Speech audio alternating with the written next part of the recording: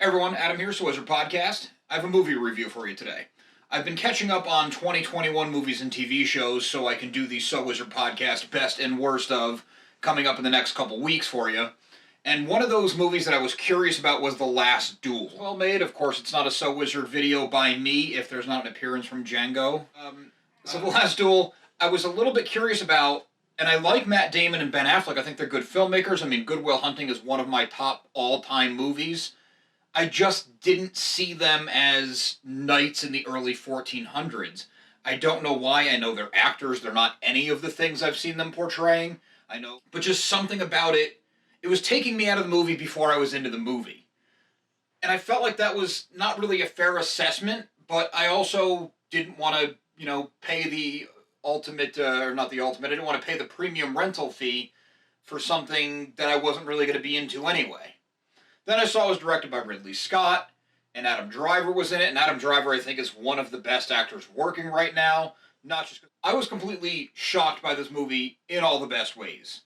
It is incredibly well made. It's probably one of the better things Ridley Scott has done more recently. I don't have his IMDb up in front of me, but I know there's been a few kind of, maybe not outright misses, but not really home runs, and I will go out on a limb and say that The Last Duel is one of those home runs.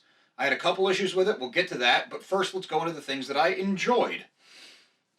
Yes, Matt Damon and Ben Affleck are in it. They also co-wrote it along with, checking so I get her name right, Nicole Holofcener, Holofeckener. So I still didn't get her name right, but I wanted to give credit where credit was due. It's a fantastic script. It's also really, really well acted. All the performances. Matt Damon and Adam Driver specifically, they're kind of the main two characters. They carry the bulk of the movie on their shoulders, along with Jodie Comer, who I was unfamiliar with. I thought she looked a little bit familiar, but looking at her on IMDb, I don't know. Anyway, the performances are amazing, and I really liked the formula movie. This is based on a true story from early 1400s, knights in France. I'm not going to even attempt to use the characters' names, because I'll get them wrong. Simple as that.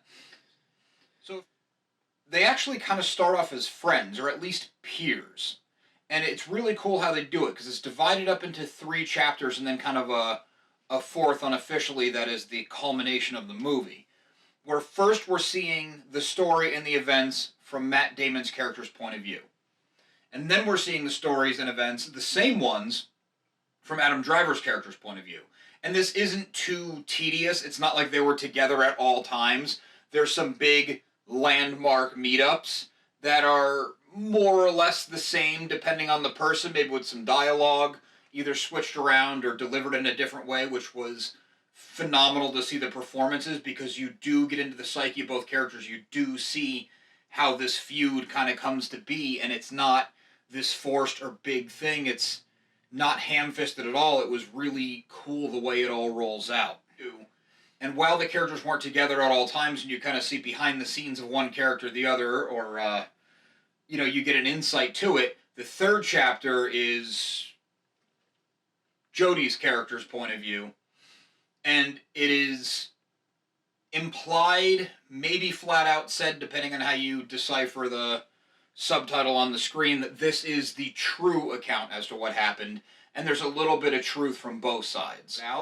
There's times where you're siding with Matt Damon's character, there's times when you're siding with Adam Driver's character. Both characters are likable or not likable in their own ways. Matt Damon's character is definitely gruffer and more grizzled and more kind of a product of his times, where Adam Driver kind of seems like he's having a little bit more fun. He's kind of playing the politics game, which makes him feel a little bit more modern and more relatable. And it was just really awesome to see these two actors really going for it. And I think that's what makes it so good, is the nuances in the characters, is the realism in the characters. And as you're seeing the different points of view, you can relate to it. You can see how the story, it wasn't spun where it's a flat-out lie or fabrication. They don't go so far as to completely change the course of history in their own mind. Production value, insane. The sets look good, the world looked good, the armor looked good, the costuming looked good. And that's something about this period in time. It's not everything's bleak and kind of dirty, and the film captures that, but it never feels dreary. Watching it on a big 4K screen, the imaging is good, the environments are good, using nature is good. The castle sets looked like they filmed it in a castle, which they might have. I don't know. I didn't do that deeper research. Everything was there. Nothing took you out of it, aside from the fact that you know who these actors are, and you have to forgive a movie for that because they're actors. That's the whole point. They never feel like Matt Damon in this movie. It's Matt Damon playing the character is living in the world. Another thing that this movie absolutely nailed was the combat. There's a few war scenes. There is, of course, the last duel, and when the last duel gets there, it delivers. You wait a long time. This is a long movie. But when it gets to the last duel, it has you glued to your screen. Might as well get into it now. My one big complaint with this movie is it starts to feel long. It's a lot of people walking in dark hallways and standing out in kind of overcast conditions. Matt Damon getting outraged about yet another thing, and it just kind of feels like, all right, let's move this along. I'm not quite ready to walk out the door. I wasn't like pausing the movie and getting up for a snack every 15 minutes, but it started to feel long when there was, I would say, about 40-45 minutes left. But then maybe 10 minutes after I started to feel that way, the last duel kicked off, the titular duel, and holy crap, I could have watched it for another hour. It doesn't do this fantasy thing where swordplay is all beautiful and choreographed. It's gritty, it's dirty, it's gross, it's chaotic, it's confusing, but you're not going to get a headache from shaky cam. You can actually see what the characters are doing. You can see what guys in the background are doing. They really spent some time on the choreography. They got it right. I never fought a war in 1403 France, but it looked as authentic as I'd seen in a movie, and that's huge props because a lot of times those battles can go one way or the other, or when it's not the main thrust of the movie, it can just look super cheesy. I had briefly mentioned the visuals, how good it looked, how good the sets looked, the costuming looked, everything like that. Another thing to give this movie a ton of credit for was the sound was incredible. For this one, the surround sound, again, delivered. There's lots of horses in the combat. There's some jousting in it. The movie opens on that, so not a spoiler. You feel it. The subwoofer's working. The surround sound is working. The environment's working. It's all wrapping you in. It was amazing. That makes it that much more immersive. You get this gorgeous 4K scenery. You get period perfect, as far as I'm concerned, costuming and castles. And then to tie it all together with the sound, it's engaging as many senses as a movie can. I don't need to smell 1403 France, so I'm good with sight and sound. It's well worth your time. The acting's top-notch. The writing was top-notch.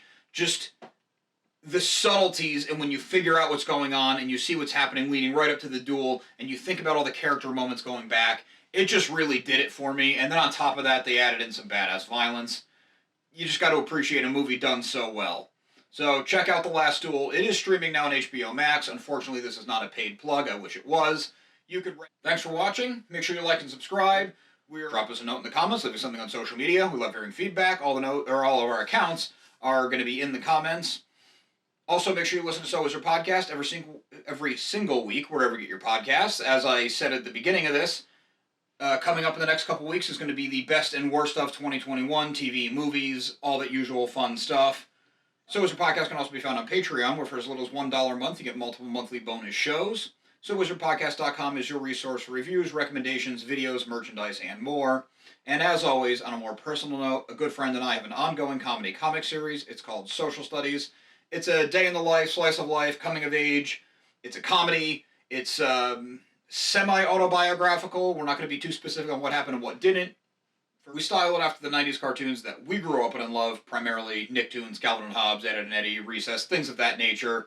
You can find 8 issues out now, number 9 coming in just a couple weeks, socialstudiescomic.com. Thanks.